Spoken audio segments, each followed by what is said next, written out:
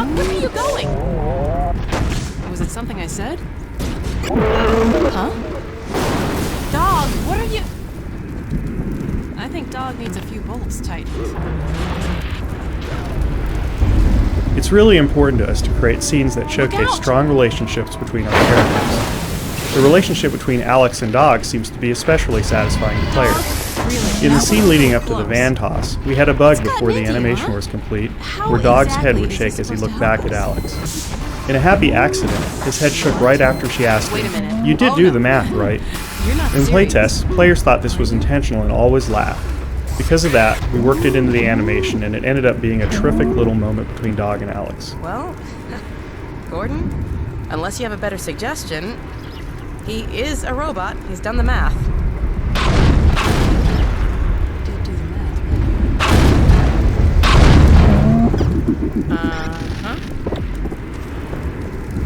right? I want you to get out of here as fast as you can. Go find Dad.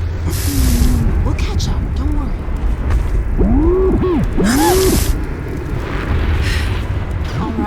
All right. I'll miss you too. Now don't worry about me. I'll see you soon. Get in the passenger side, Gordon.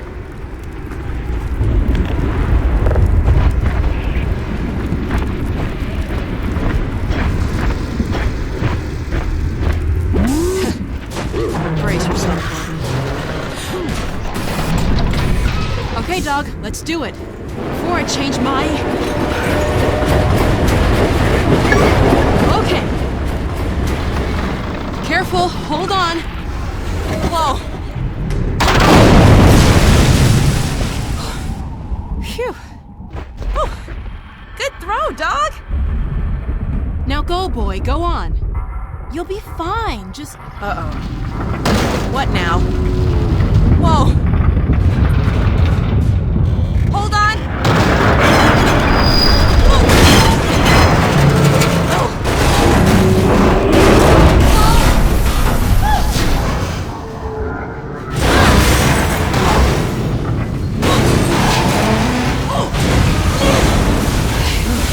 Phew. All right, let's get off before the next ride starts. To convey a sense of urgency, we originally designed Alex to nag the player pretty frequently. She'd say things like, "Hurry up and keep moving." Whether or not this created a sense of urgency is debatable, but after about 3 minutes of this, the one thing it definitely did was make the player hate Alex. This was one of the observations that eventually led us to switch Alex from generally leading the players to almost always following. Through playtesting, we discovered that players much preferred to set the pace themselves, and that they especially disliked virtually any hint of bossiness from Alex.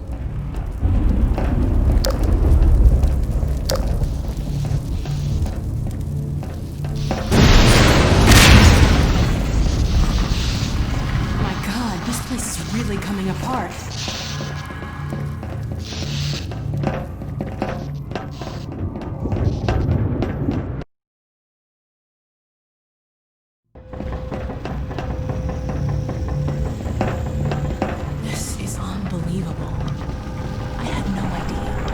We populate our environments with spots where players can take a break to look out over an expanse of cool scenery. We call these vistas. This particular vista was designed to give anyone familiar with the Citadel interior from Half-Life 2 a good view of what it looks like now that everything's falling apart.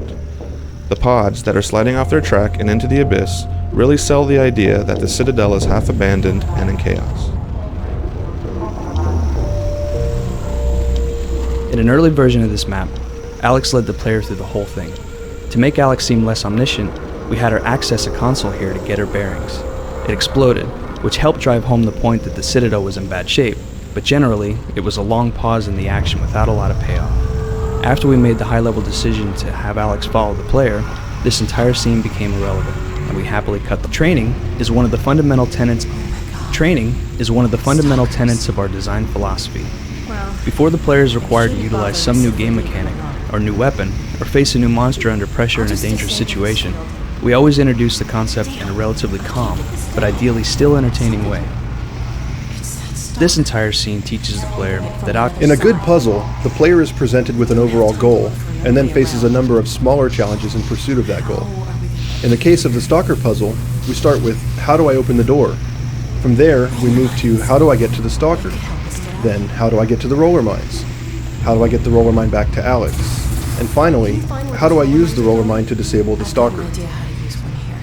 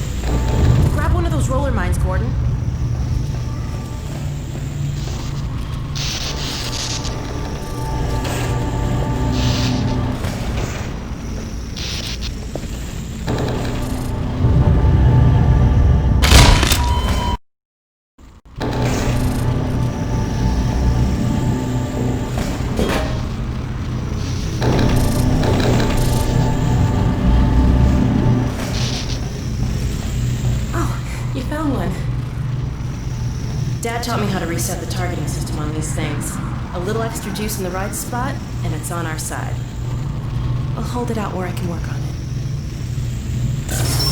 There it is. It's a lot more unstable, but it should last long enough to take out the stalkers. Let it go now. It'll do the rest.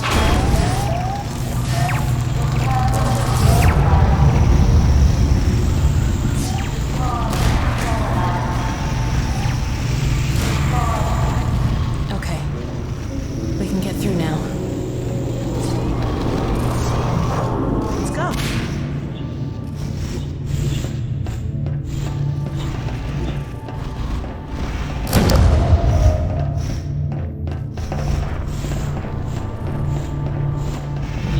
We wanted to create an atmosphere of urgency in the Citadel, with Alex and the player focused on getting to the core to stop the impending collapse. Initially, we tried to reflect that urgency through Alex's behavior and acting.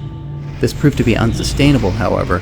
If the player didn't choose to advance, Alex eventually ran out of lines or animations and was forced into her very non-urgent idle states. We found that the best approach was for Alex to have such implicit trust in and sympathy with the player that she's always content to proceed at whatever pace the player chooses. Once we adopted this principle, lines where Alex sounded impatient or frustrated with the pace of progress quickly stood out and were cut.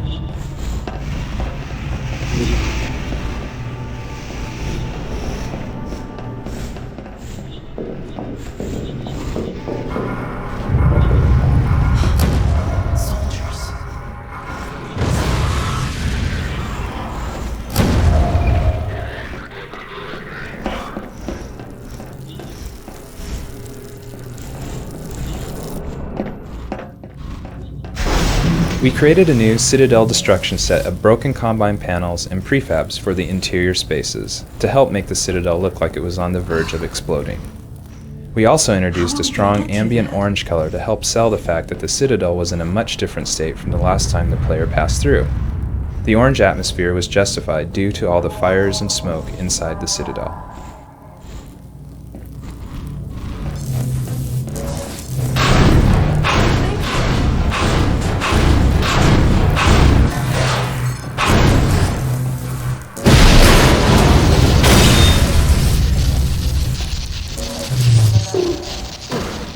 Well, that was random. Talk about unstable.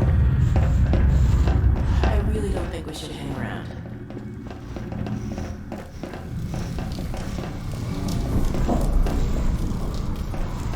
I'm glad we're doing this together.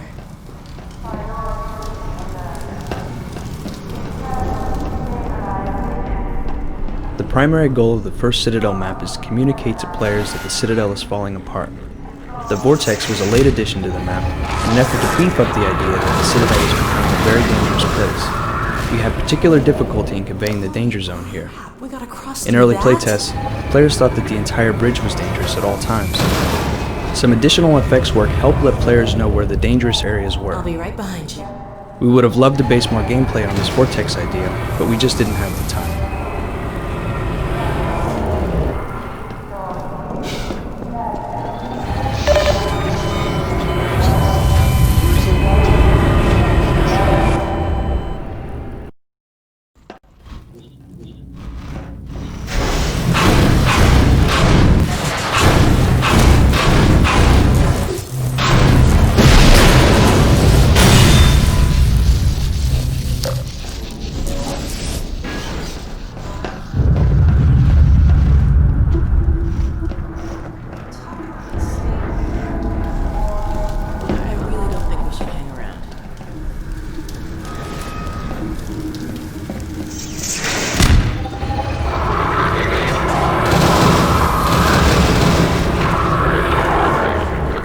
The primary goal of the first Citadel map is to communicate to players that the Citadel is falling apart. The Vortex was a late addition to the map, in an effort to beef up the idea that the Citadel... I'll be right behind you.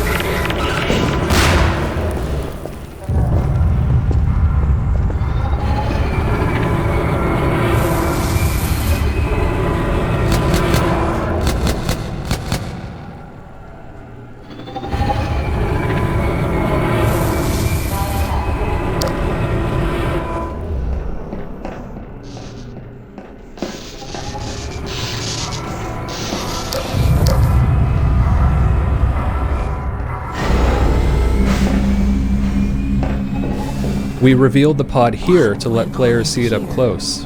At the same time, we didn't want players to get too good a look at what's inside. An old version of the scene had the pod simply hanging from the ceiling. It would burst open and then charge up your gravity gun, but not do much else. The current scene gives us a much more dramatic reveal of the pod, and an opportunity to introduce the mind blasts it's capable of emitting. Though they don't play a large role in Episode 1, these guys were a functional requirement of Episode 2, which meant we effectively had to ship a piece of that episode early. There's no way I can survive in that environment.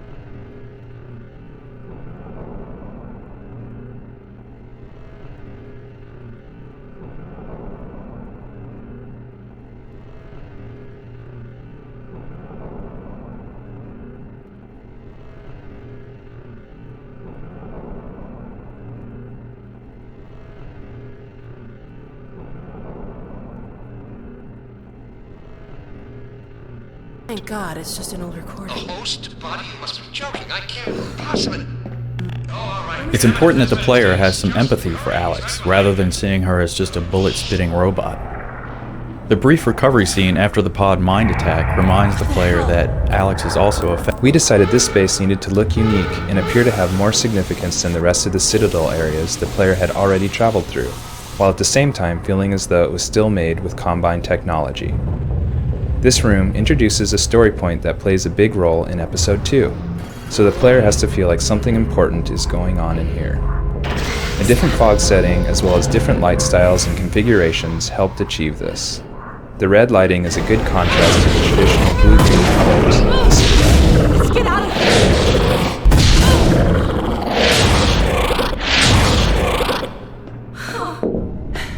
What the hell was that thing? Whatever that was, it's gone now. Let's get out of here.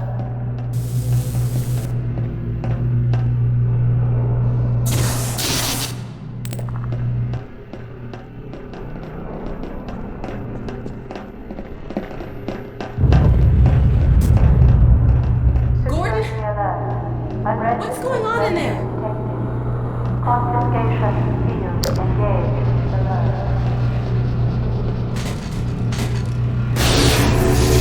Hey, it's doing something to the gravity gun. It looks like it did in Brink's portal reactor. I'd say their security device backfired. It'll sure come in handy these days.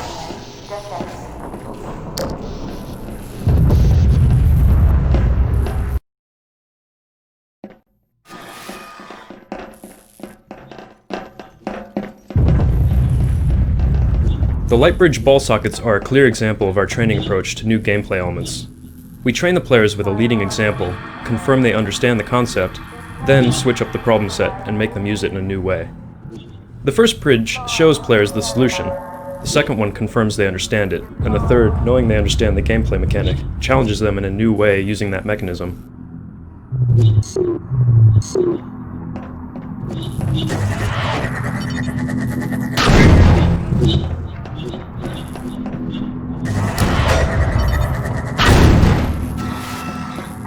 Nice thinking.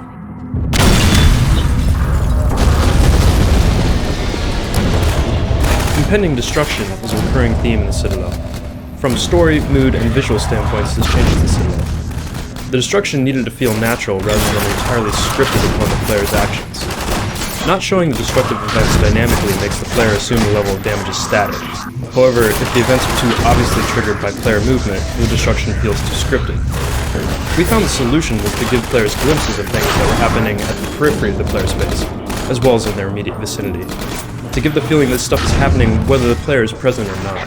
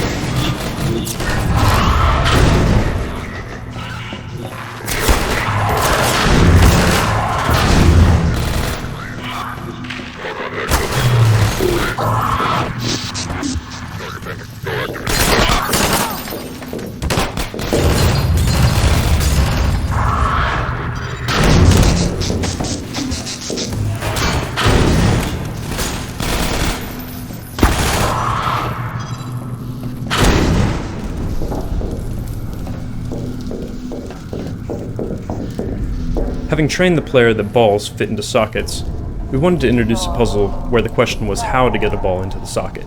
The puzzle we came up with involved a socket with an object blocking it, so that the player would have to ricochet a ball into place. This sounded simple until we actually tried to implement it. If we made the covering opaque, playtesters didn't realize that there was a socket behind it. When we made it translucent, they often didn't see it was there, and were confused when their shot bounced off. Making it movable was a red herring, making people think that they could actually knock it away. A couple of subtle art changes helped. We added some more prominent shadowing and made the glass panel flash when it was hit with a ball. Some playtesters consistently searched for a position to get a direct shot, which we didn't discourage as an alternate solution.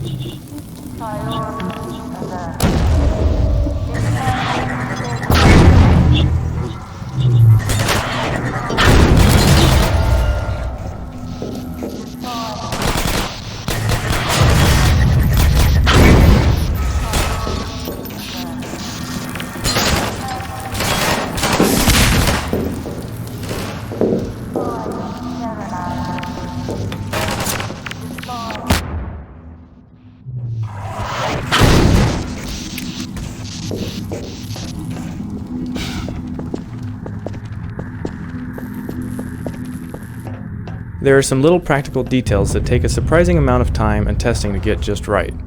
For instance, it took us many playtests to figure out just how fast Alex should move. It turns out that her following behavior looks and feels the best when she's moving faster than the player's normal speed, but slower than the player's sprint speed.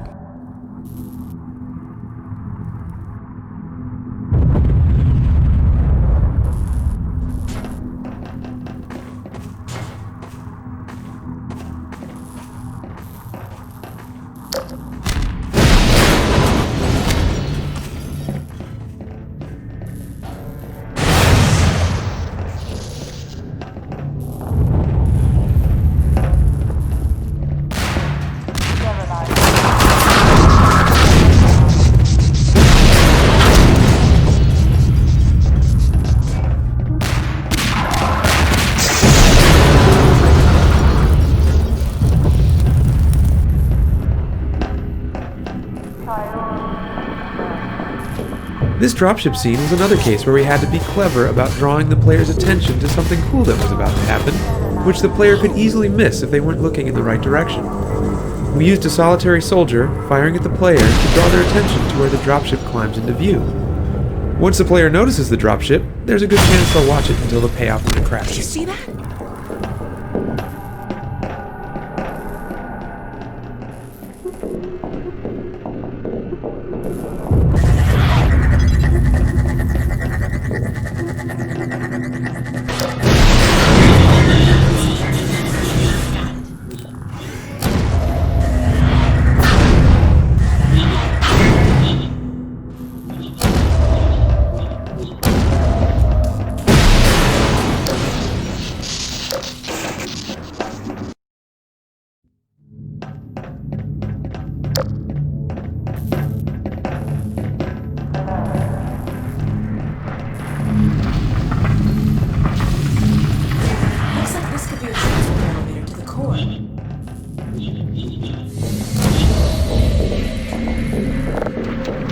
This is where some player training pays off. After earlier training players on the use of ball sockets, they get a sort of live fire test here starting the elevator. This is the beginning of the level's puzzle arc, where basic gameplay mechanic is made increasingly more complex by layering other puzzle elements on it. The first puzzle only requires that the player find a combine ball and put it in the socket. Look up! Watch out!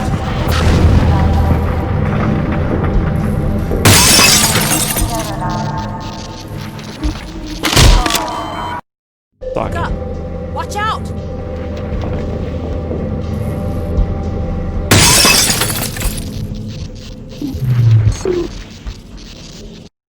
Socket. Look up! Watch out!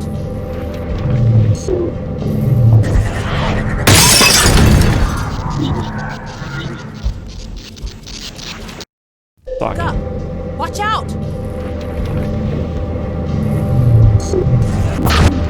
Here comes more!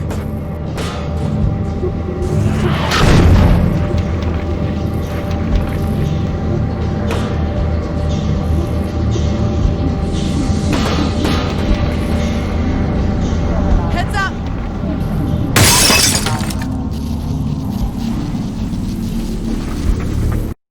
Socket. Look up! Watch out! Here comes more!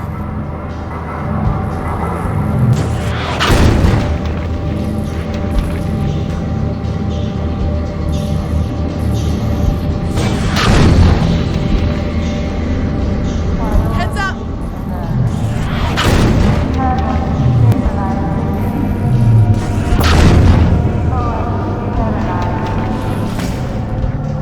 What's wrong with this lift?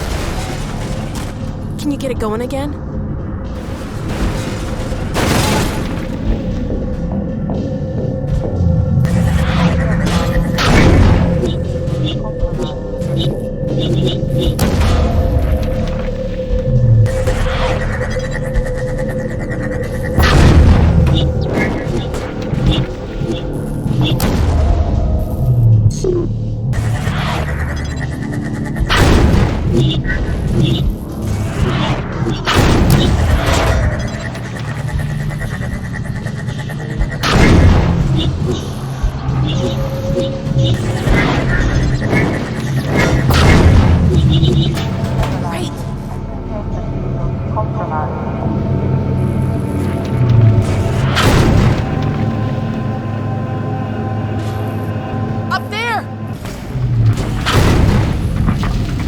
up again, Gordon.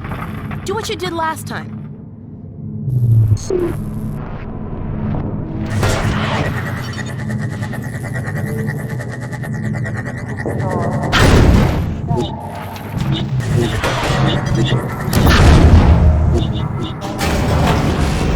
Here we're presenting the player with a now familiar ball socket challenge, but we're also bridging into some new training, showing the player that stalkers can destroy the Combine energy balls.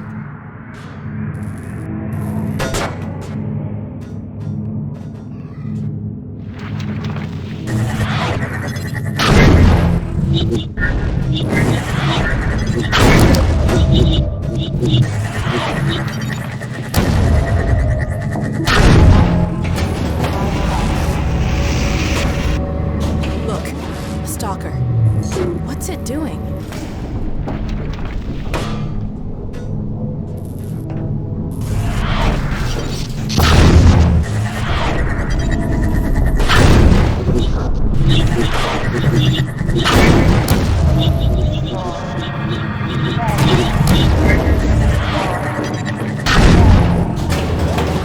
Good job. Here we go. Really moving now.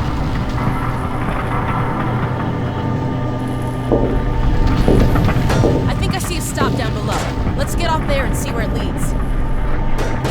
Look out!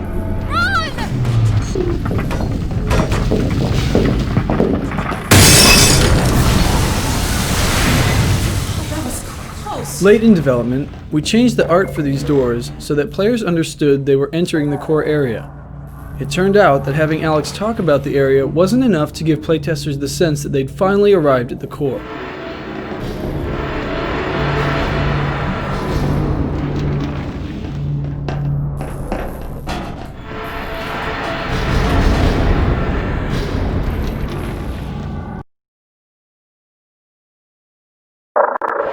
This could be it, Gordon.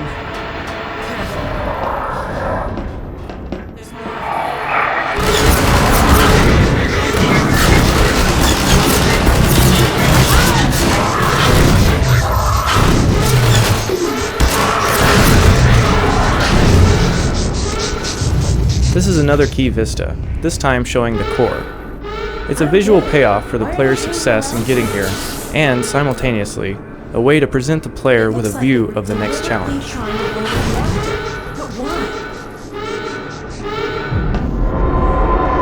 Oh my god. It looks pretty far gone. I hope Dr. Kleiner was right about this.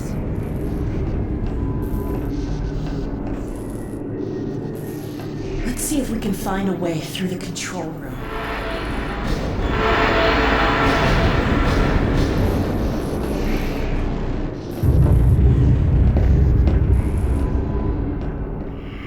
Creating a believable, interesting relationship between Gordon and Alex is made a lot tougher by the fact that Gordon never talks. This elevator scene presented a nice little opportunity to have Alex express some emotion in a situation where Gordon isn't really in a position to respond. These readings are off the chart. I hope it's not too late to re-engage the containment field. Good thing you know what you're doing. Well, here's your elevator.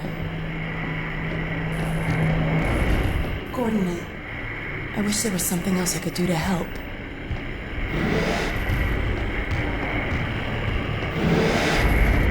Hurry back.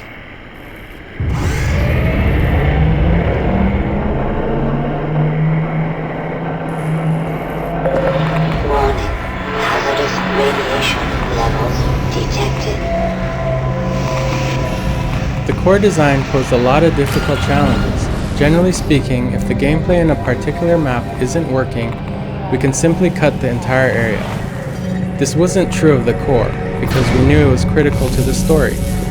On top of that, designing Citadel gameplay is often a bigger challenge than working out areas in City 17, largely because Citadel levels have a narrow set of gameplay tiers, there are less enemy types available, and the player is usually only armed with the gravity gun.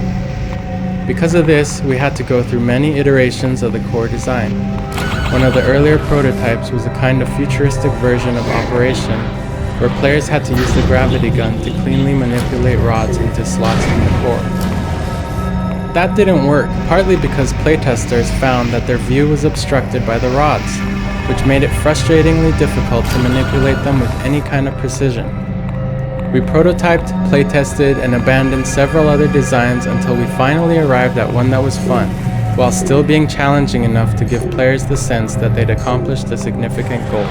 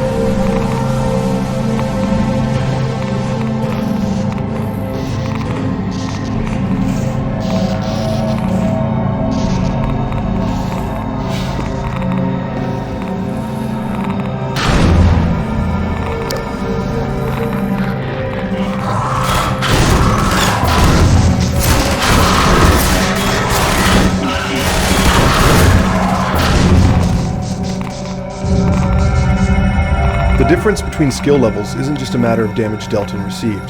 For instance,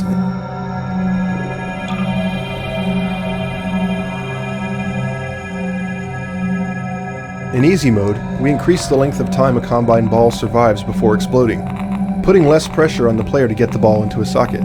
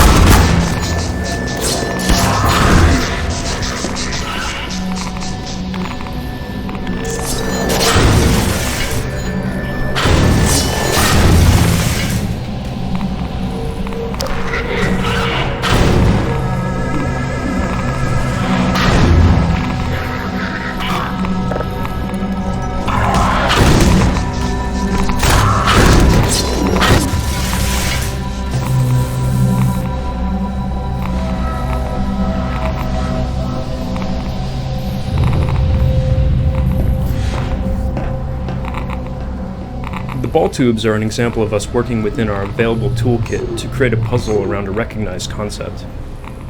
As a physical navigation puzzle, it's different from what the player has experienced before, and it's challenging while not being a binary succeed or fail situation. There are a number of ways to approach this puzzle. In addition to simply dodging, jumping, or ducking the balls, the player can grab or deflect them with his gravity gun, or pick up the hatch and use it as a shield to block the incoming barrage.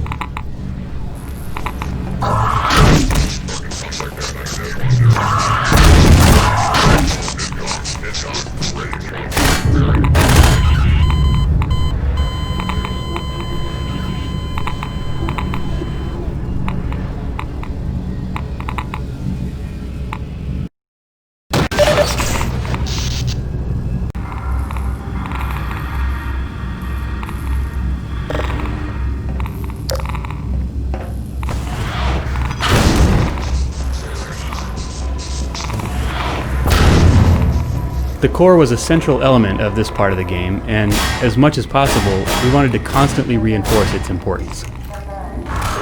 Zigzagging through the space in 3 dimensions while navigating a variety of challenges let us present a few different visual and gameplay perspectives on the same space.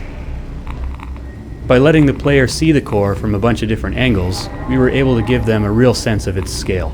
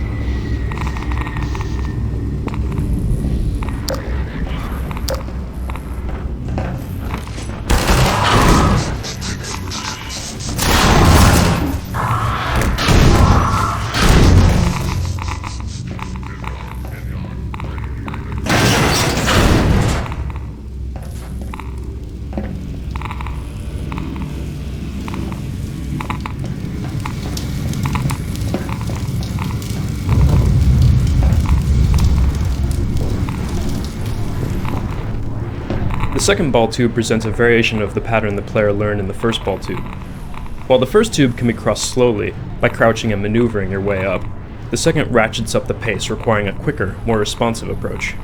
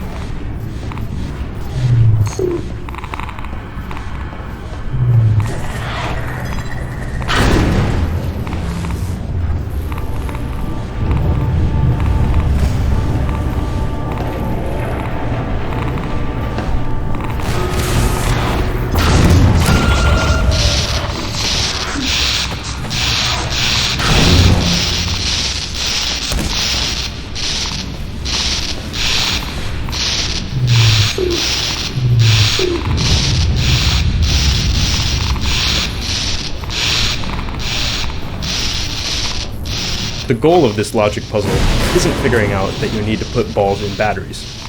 It's coming to the realization that, by filling all of them, you've denied yourself an exit, and that you have to desocket one, climb on the lift, and then resocket it. Sparks guide the player to the source of the balls, which happens to be the tube they just passed through.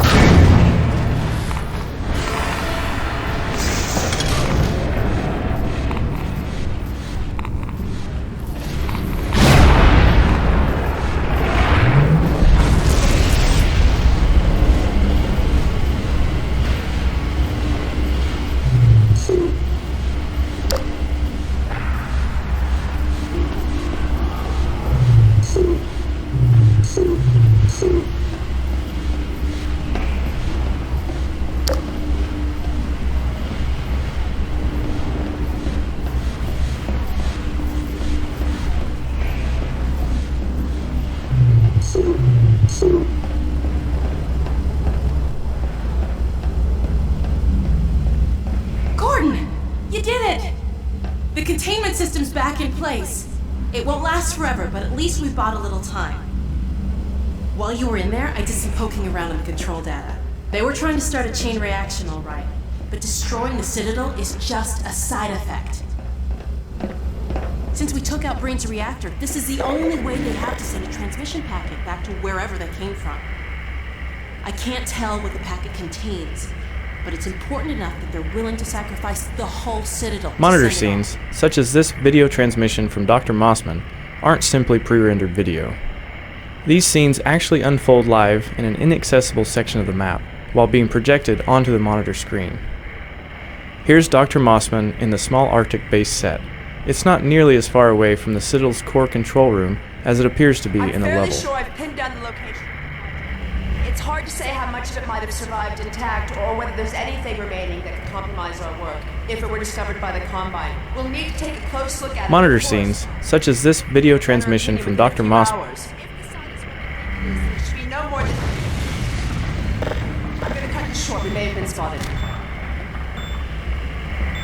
the hell is she?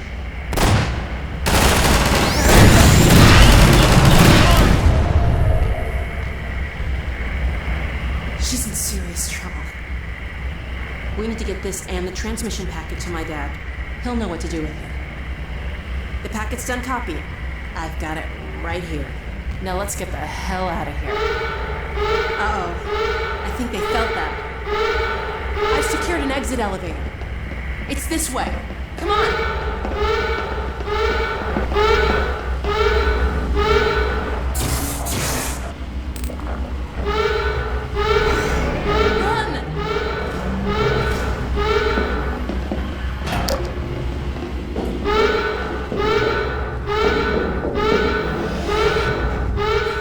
Something tells me they don't want us reading their mail. This lift will take us to a train platform. If we can hitch a ride, it should take us straight out of the city. Hey, the gravity goes back to normal. Well, it was nice while it lasted.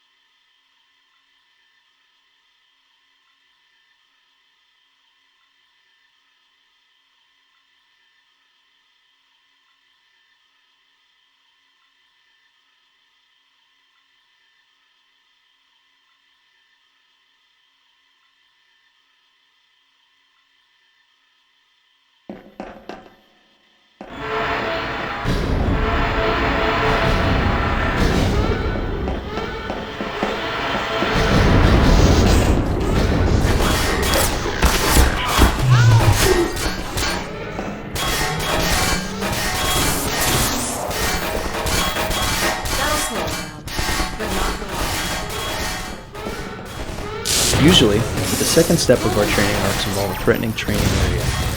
This is the second step in the roller mine training, and true to form, there's the threat. The indestructible roller mines endlessly attack the player in a gated space. The only way to defeat them is to have Alex convert them, which means there's no way the player can miss the prone entry. Players also like to see the AI characters fight each other. So after reminding the player about Alex's roller mine hacking talent, we let you sick them on a pack of Combine soldiers.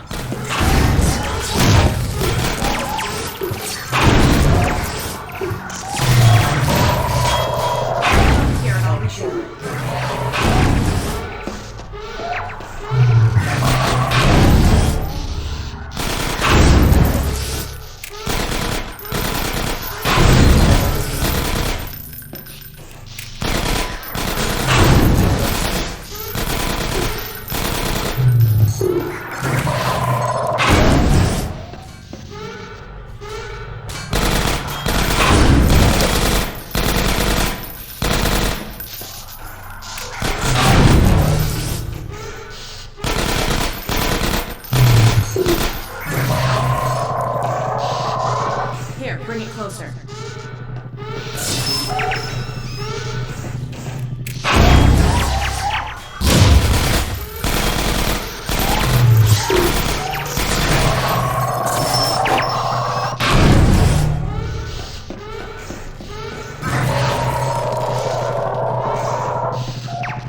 Company.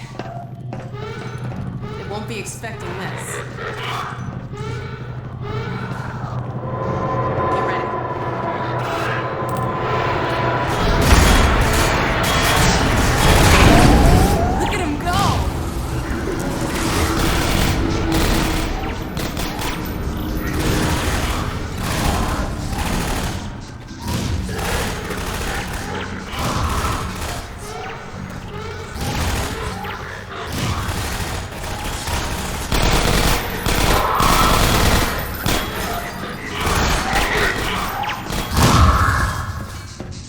Coast is clear. This is our train. Let's get in. Come on, let's get in.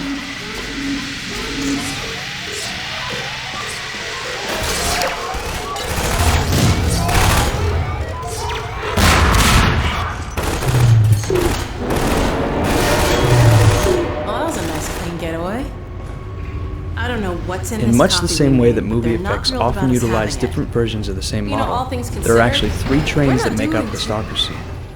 The first one is the moving train you see arrive at the platform.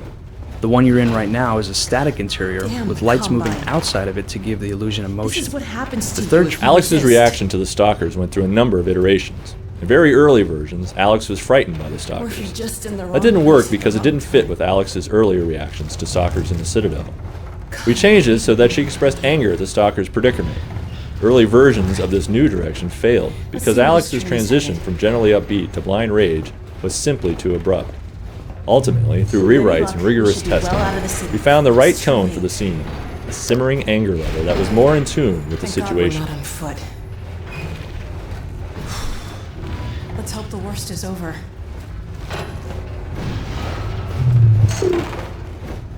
It looks like you saved our lives again. What's that?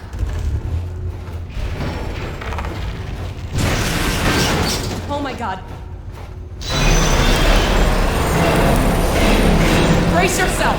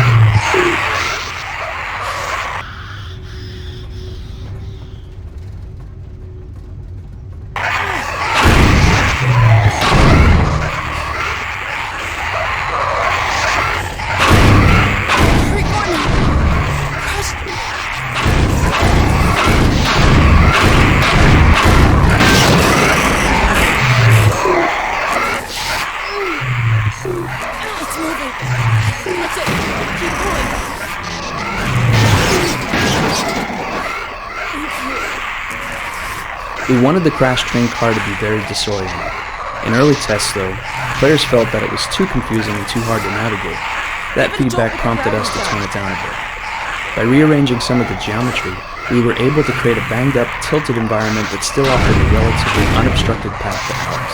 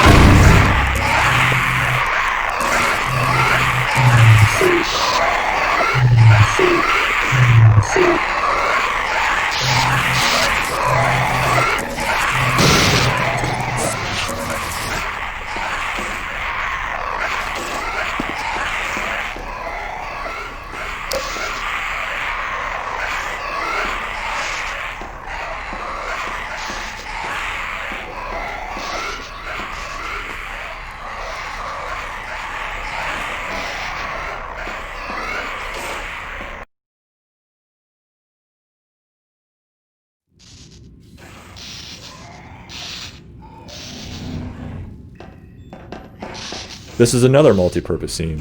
First, Alex is visibly shaken, which once again humanizes her. But she also states the player's goal for the second half of the game: climb to the surface and get to the train station. Okay. Well, this might not be as easy as I thought. We're in the same boat as the other evacuees now. On foot to a train station. Let's head for the surface.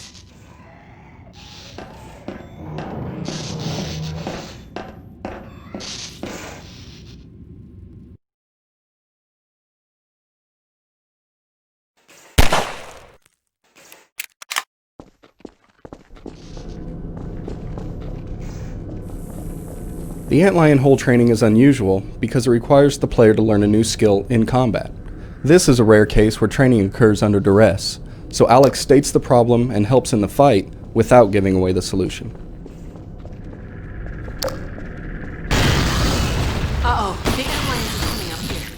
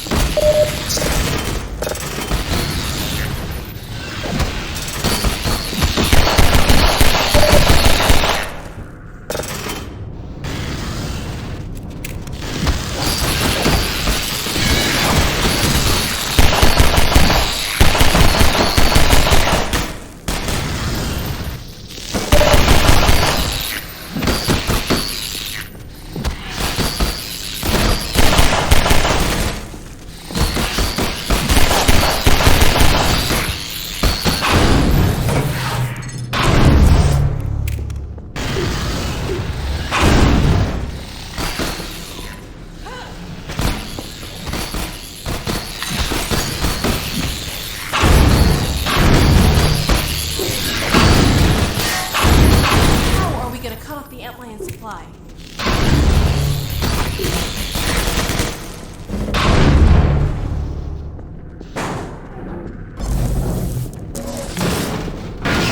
Good idea, Gordon. Wow, I wouldn't have thought you could plug up the burrow that way.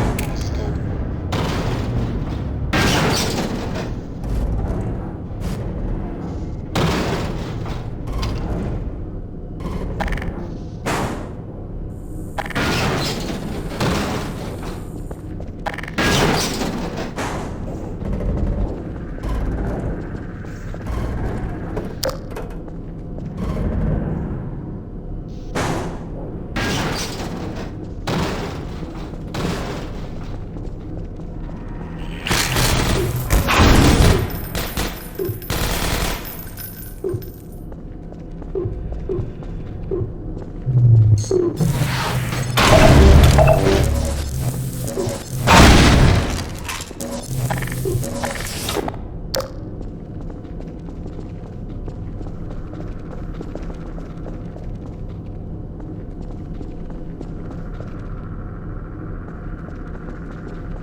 your light on that barnacle.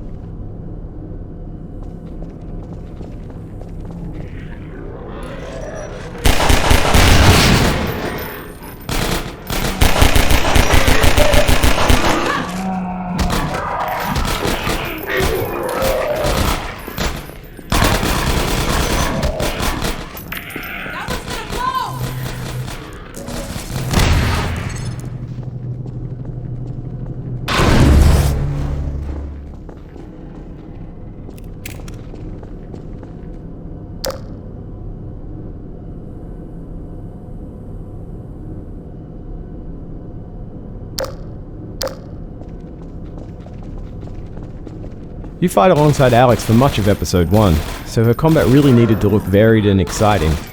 We especially wanted to get her into some kind of convincing physical contact with her enemies. We'd always wanted to do this kind of dynamic character interactions, but getting the NPCs into position for their interactions has a pretty wide-ranging set of problems. So we ended up taking an opportunistic approach for episode 1, where instead of figuring out how to maneuver characters into proximity, the system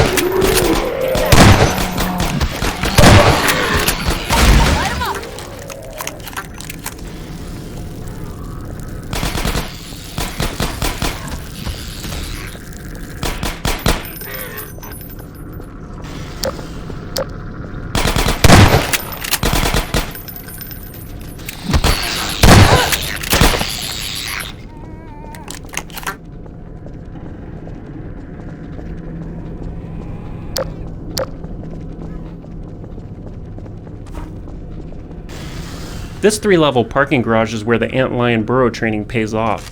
Because we've taught the player the burrow blocking mechanic earlier in a less hectic environment, the problem here becomes not what to do with the burrows, but where to find the cars to block them while fighting off a horde of antlions. The burrows themselves went through several iterations. At first, playtesters had a hard time seeing them, and once they'd push the car onto one, they often weren't sure if the hole was actually sealed. We eventually solved both of these problems by adding a particle effect to the burrows.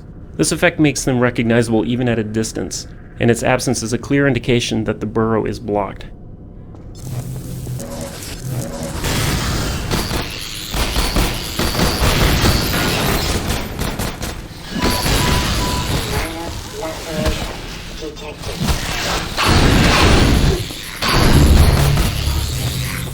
I can get a better shot if you knock them over.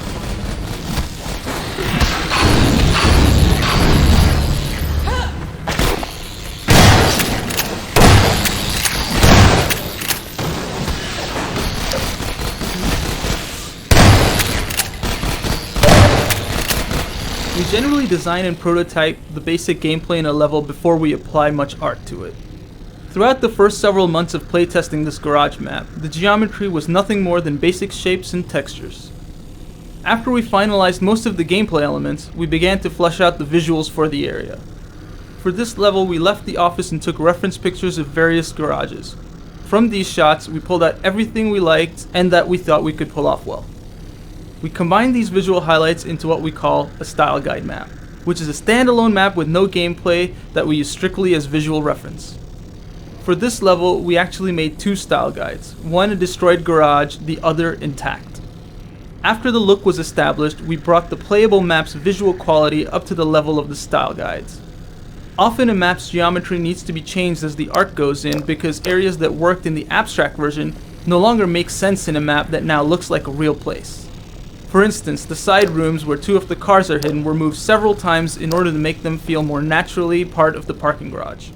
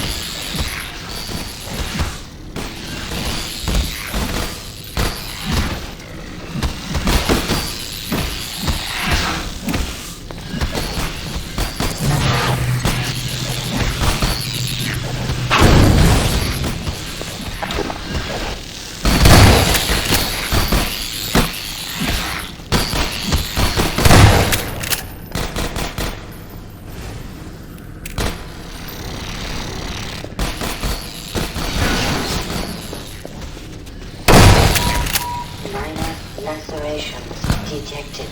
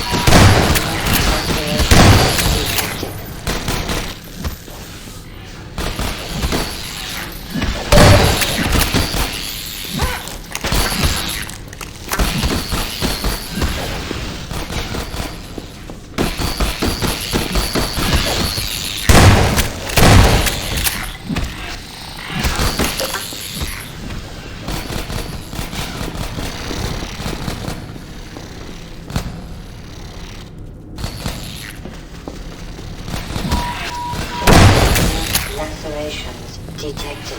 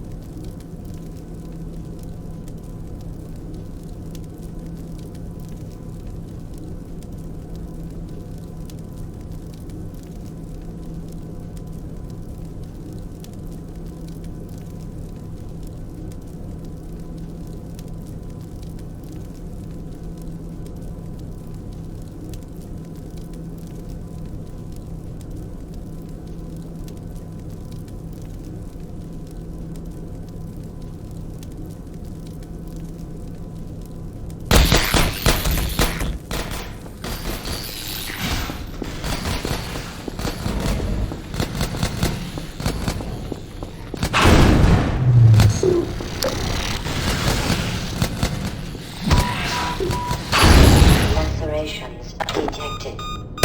Warning. Vital signs critical. Medical attention.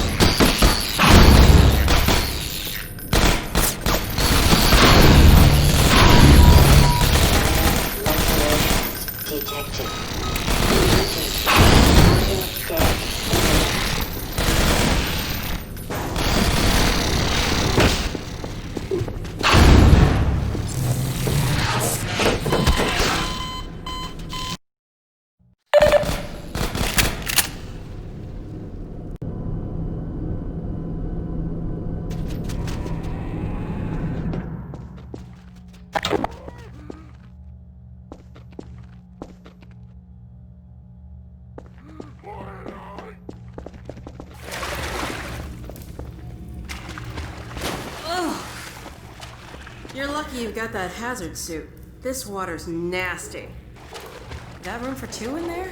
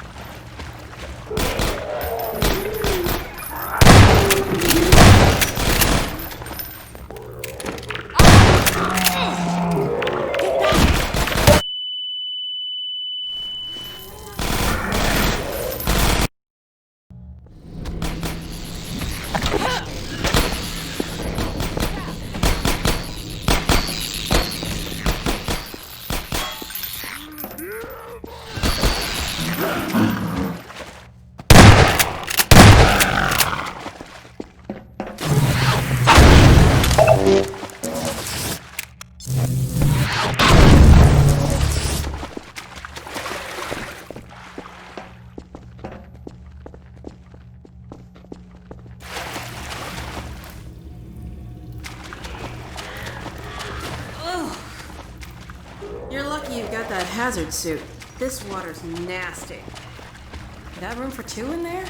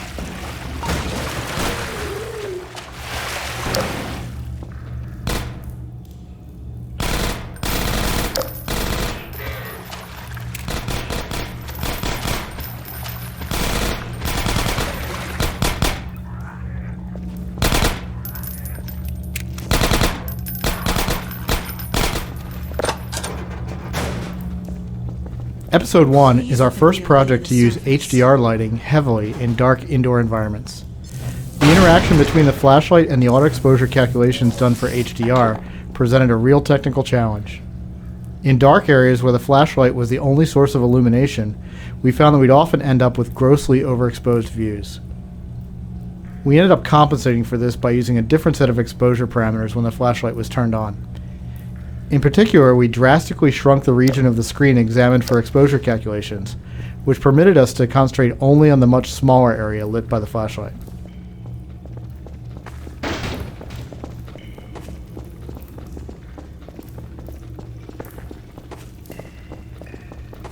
This area is the dramatic culmination of all the lightless combat that comes before it.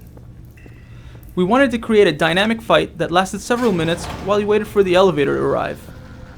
The first iteration of this battle was very different from what we eventually shipped. You've got to be kidding. The space was larger, had water in it, and wasn't completely dark. Water is relatively expensive performance-wise, so we cut that in favor of more zombies. We made the level smaller to ensure that the player would see the elevator and recognize the problem that needed to be solved before the fight started.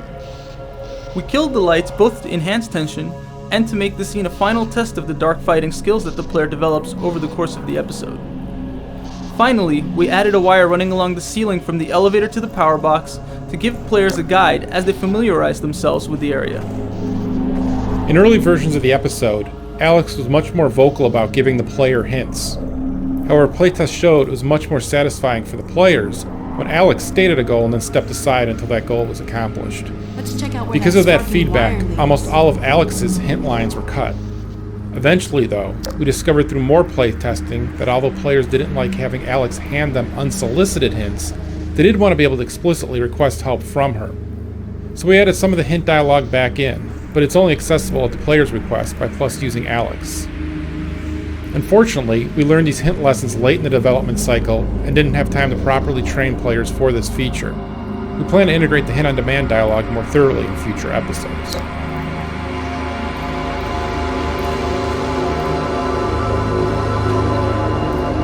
Our art and gameplay standards encourage players to build a visual dictionary that defines how they expect things to work in the Half-Life world. For instance, even though the door to the power box room is metal, and would probably have a metal crossbar holding it shut, we barred it with a wooden plank. Because we've been consistent throughout the game, the player should recognize that a wooden plank can be both broken and manipulated with a gravity gun, properties that wouldn't be immediately apparent about a metal bar.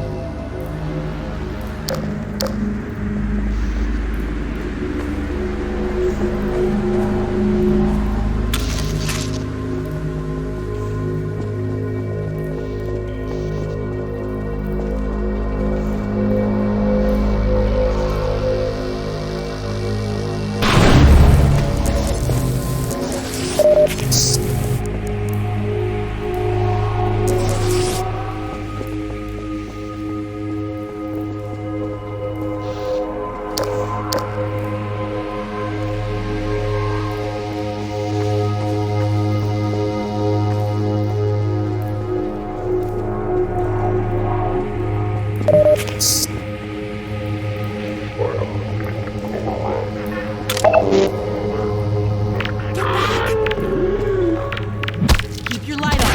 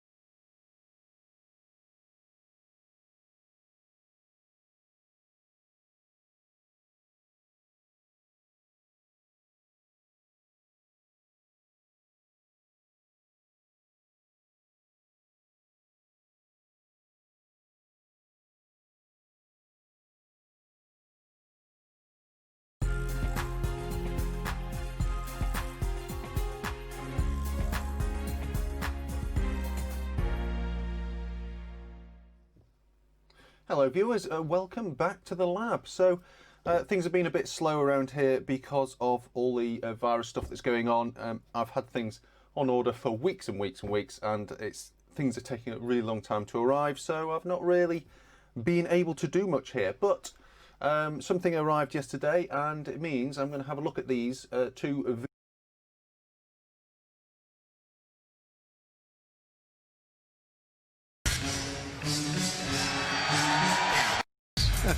Don't judge the books, these young books, by the cover. Right. I don't know how good Orange Cassidy is in the ring. I've never seen him in a one-on-one.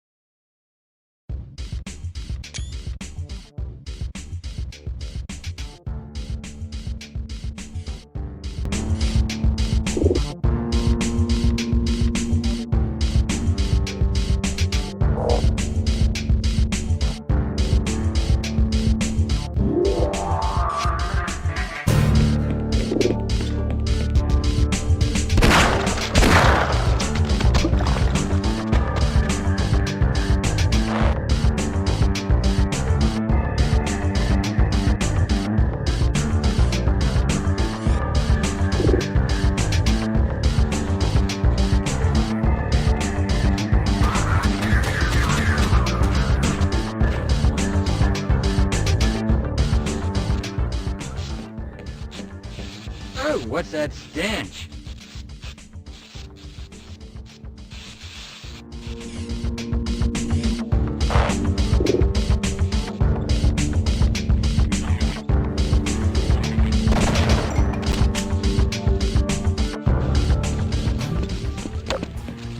I believe that something smells quite foul here.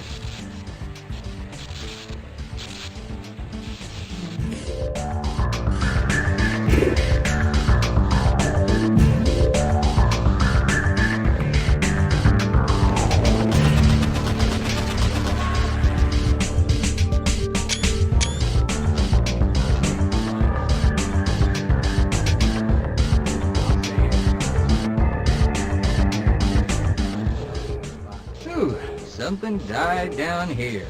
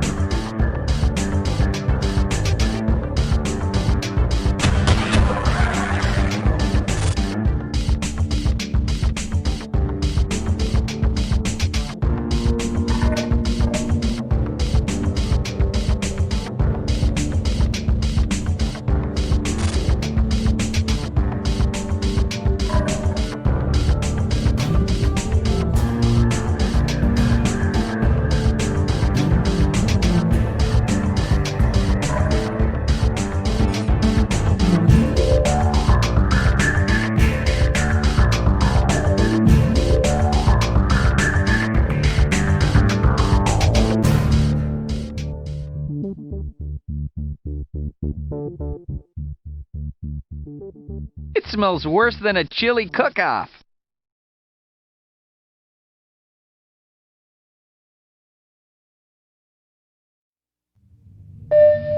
Welcome to the HEV Mark IV protective system.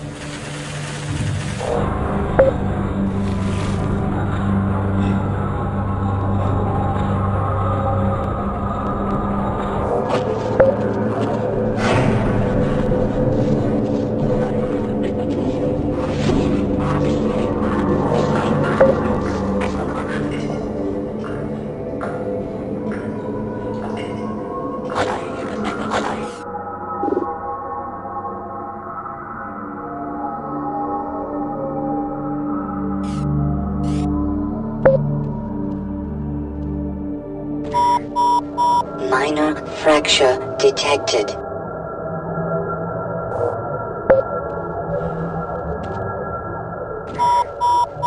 Major fracture detected.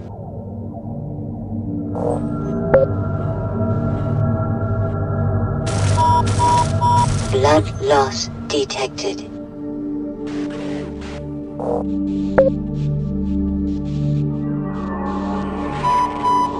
Minor lacerations detected.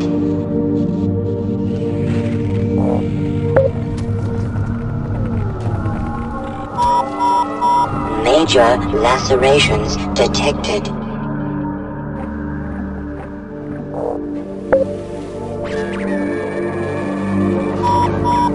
Internal bleeding detected.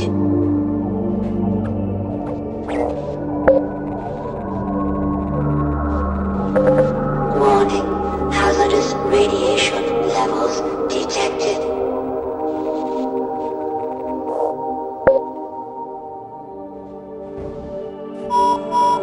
Warning, blood toxin levels detected.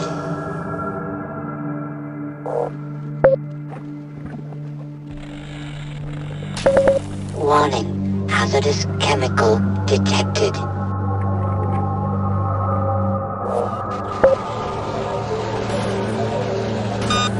Warning, electrical damage detected.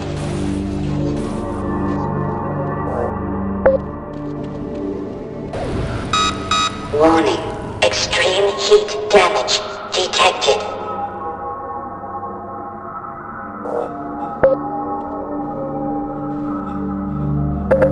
Warning, bio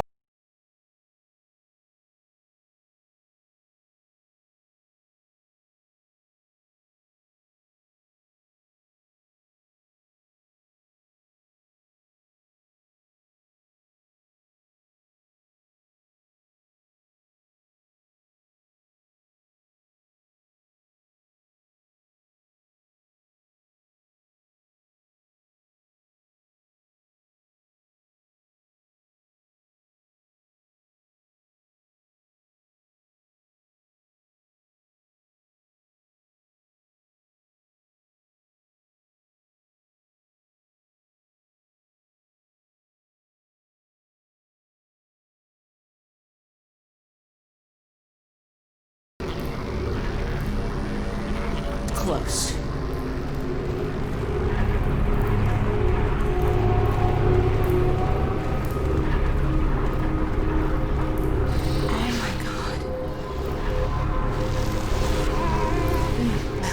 still light out.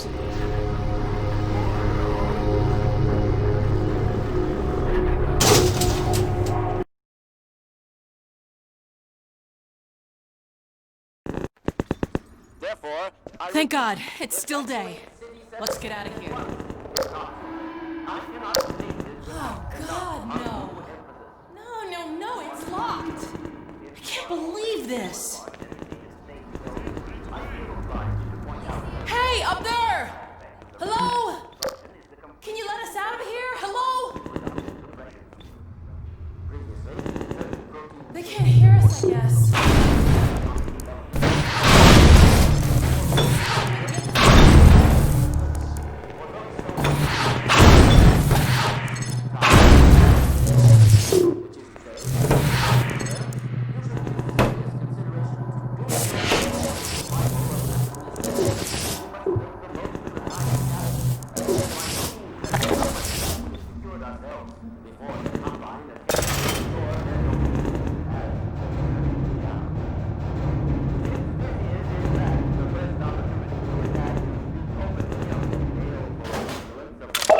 Hold on, there must be some way to open this gate. And in fact, a series of useful bulletins.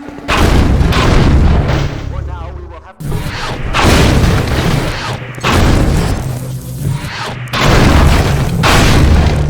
The reactor has had repercussions that were not...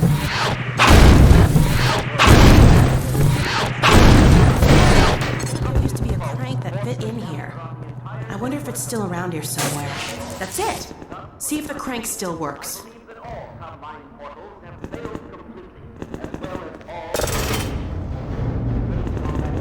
Come on, Gordon, crank that thing! Great! Okay, let's get to the train yard before the Citadel blows. However, This City 17 vista is an explicit visual reward for surviving the elevator battle.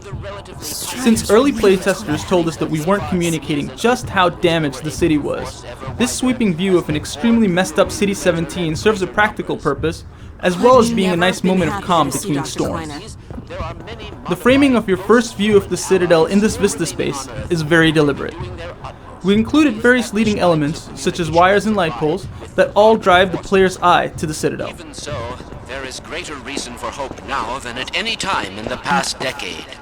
One thing we try to do when we're integrating storytelling and gameplay, something that's become a hallmark of ours, is to include non-linear bits of narrative. Things that action-oriented players don't have to sit through, but that are available to players who want to learn more about the background of the story. Kleiner's broadcasts on the public address monitors are a good example of this method. Apart from the strong visual image of Dr. Kleiner replacing his former boss on the giant screens, his speech conveys a lot of dense information about the state of the world and how things have changed due to the events of Half-Life 2. We settled on this particular location for the Kleiner cast as one of the few logical places where players can watch in peace or move on to the next encounter. It's essentially a footnote embedded in the world, which makes this a footnote on a footnote. And those who resisted have met a most terrible fate. Still, I cannot Later in the level, there's a Combine gunner protected behind some metal plates, just like the ones blocking the player's way here. We placed them here as a training tool to remind players that the gravity gun can grab and detach these things.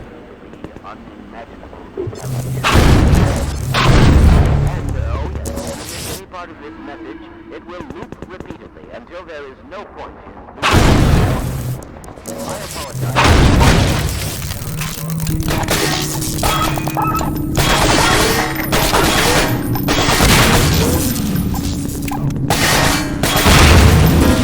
Something. Probably us. Now simply a citizen, like all of you on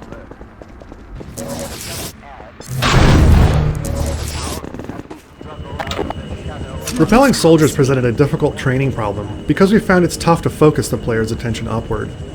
This entire alley was carefully designed to ensure that the player would see the descending soldiers. First, we framed the soldiers with a straight line of buildings. Then we had them run across the rooftops so they were starkly silhouetted against the sky before they dropped down in front of the lightly colored buildings. Finally, we added a distinctive sound to the repelling action so that the players would recognize it later in the game.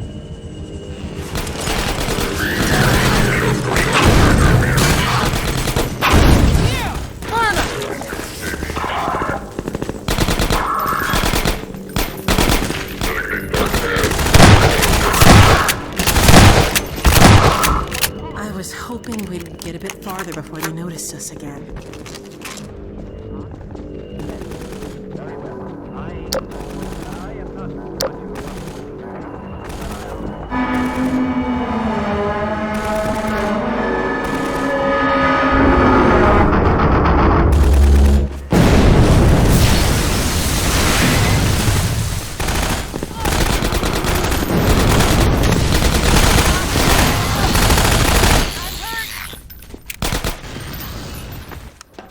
Character AI is all about putting on a good show. As we neared the end of production, we were still unhappy with the way that Alex handled herself in combat. The most common thing she did was run backwards while shooting at the enemies. It was fairly realistic, but kind of boring. So we added crouching and aiming at the last minute. And though it didn't really change her combat effectiveness in any functional way, it made her a whole lot more fun to watch. And this is a really good example of how these relatively minor presentation and behavior changes can often have a really major impact on entertainment value. The post-Half-Life 2 look of City 17 was difficult to nail down, and we went through many changes.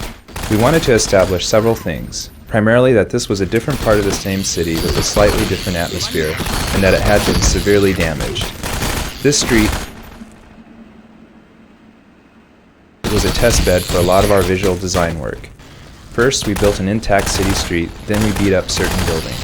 In some cases, removing them entirely so that more destruction was visible in the distance. We did initial lighting pass in the game engine and then took screenshots of various locations.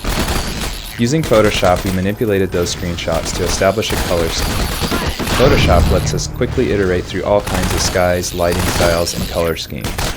The environmental lighting colors that we ended up with were based on some photo references of the sun filtering through smoke from a forest fire. Some falling ash effects and a closer than usual fog plane helped sell the effect.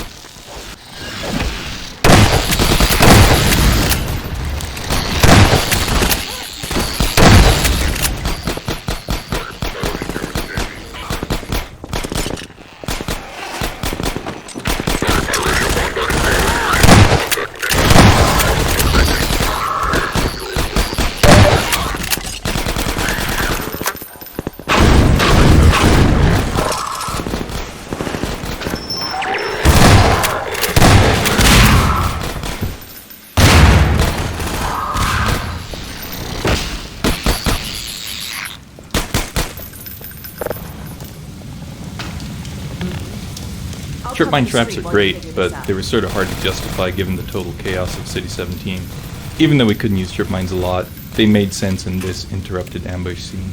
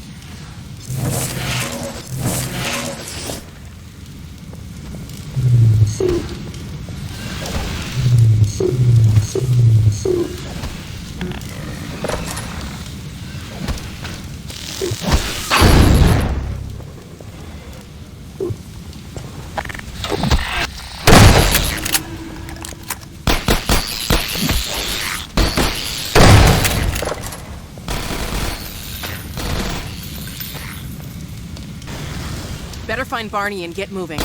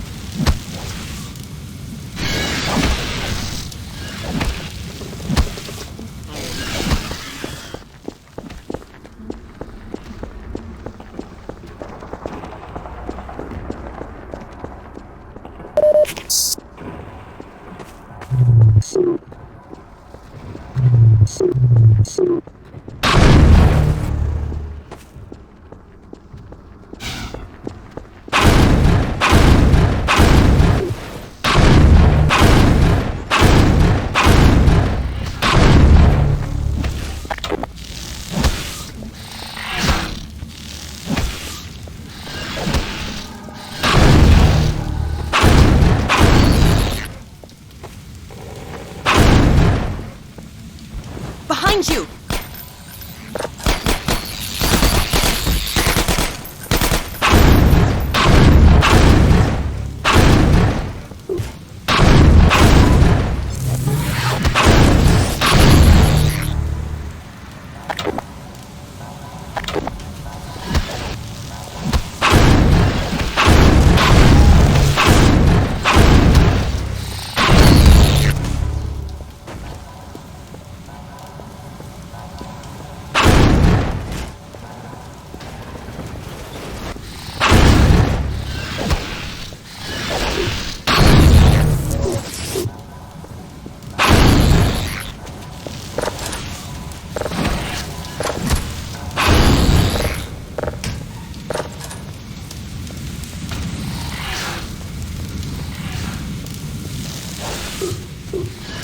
Trip mine traps are great, but they were sort of hard to justify given the total chaos of City 17. Even though we couldn't use trip mines a lot, they made sense in this interrupted ambush.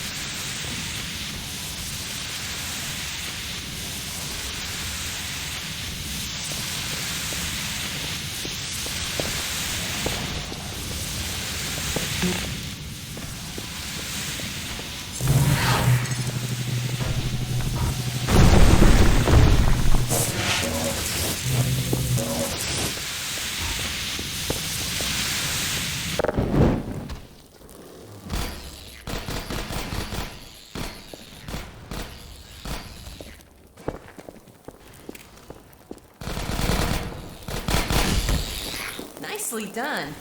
Let's head upstairs.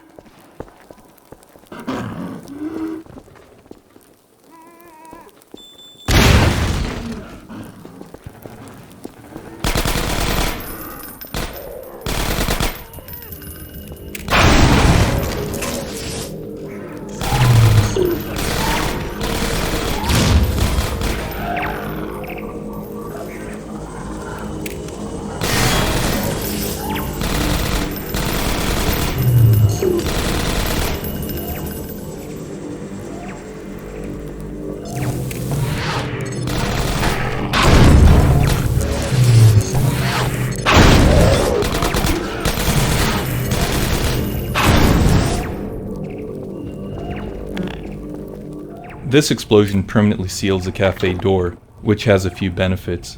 From a design perspective, we found that when we limit the amount of backtracking players can do, it gives them confidence to venture forward. And from a practical standpoint, we can clean up the now unreachable